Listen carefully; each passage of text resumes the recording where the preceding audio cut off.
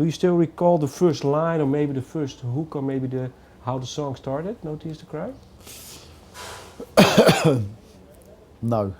Well, I mean, it's hard, because I mean, for the way I wrote a lot of the songs on this record, I was just kind of making stuff up on the spot, really. We would work on the backing track and get that up to a certain level, and then I would just kind of hum or make up stuff on top of it until an actual song formed, or the lyrics formed.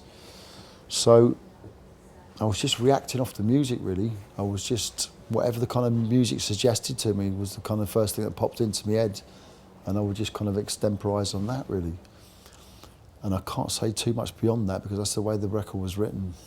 So no specific meaning behind the song? No Not at all, no. I was just trying to write a good song. I was just trying to write some words that sounded right for the music and went along with the music.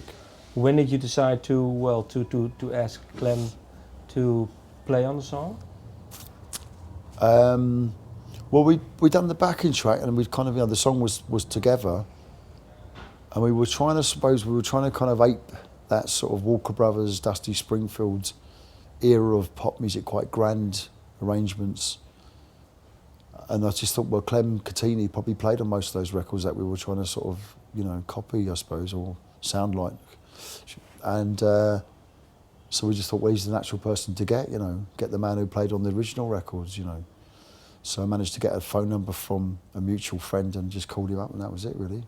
2 takes and it was sorted, Can you say maybe what the song is about for you, No Tears to Cry? It's just, I'm writing it in a style. It's just supposed to be quite a grand pop song, It has no biographical meaning to me whatsoever. It's just me trying to write some good words, and it can mean whatever it wants to other people, but it's just me writing a song. Okay. Well, in the video you play in a pub. Oh yeah. What pub is it? I don't know what it's called. It's a disused pub, and it's right around the corner from where I live. But I couldn't tell you more than that. I don't know. I never chose it. It was chosen by the film people. Okay, and why this video for this song? It's just you performing? I have no idea. I just do as I'm told. I don't know really. Yeah? Up to a point.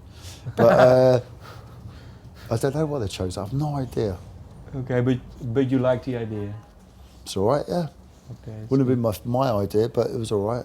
What would your idea be? I like more mad psychedelic cut up sort of videos, really. I like them when they're more abstract and not quite so literal and not quite so sort of performance led. I just like little snippets of things, really. That's my favourite kind of bits of film for music. Okay.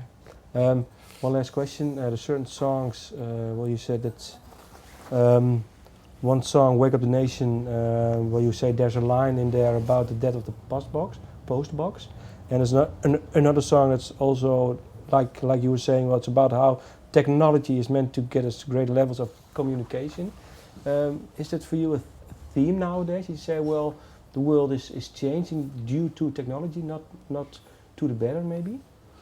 I think there's some benefits from technology, obviously, Whether it's brought the world closer together, I don't know. I'm kind of undecided on that. But I do think there's a certain amount of human contact that goes missing from all this sort of information and technology. I think there's a certain amount of people spend more time talking to their cyber friends on a screen than they actually do physically, or meeting them or calling them up on the phone, which I find rather strange.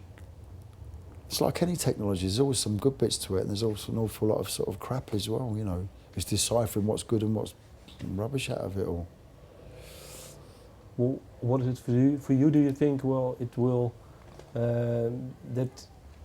we have come to a new age now, or is it still in the progress of turning into a new age, just like the music industry, like you were saying? Well, there's no turning back, is there? I mean, it's just kind of, it's on the road to somewhere different, but I don't know where it's going to lead to. I've no idea. I mean, I just think it's important to not lose sight of the kind of the human touch, the human communication side of it, really. It's important not to lose that. That's what my thing is, really. Thank you. Thank you.